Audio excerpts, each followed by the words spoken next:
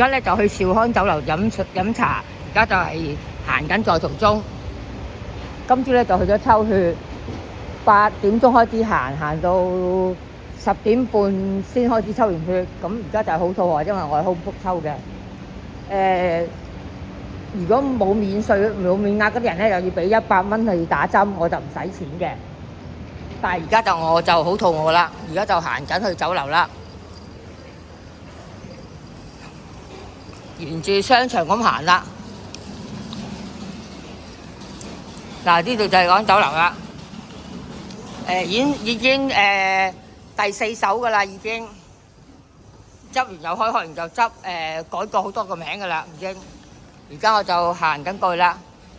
呢度就係兆康啲嘢就好抵嘅，兆康呢度啲嘢。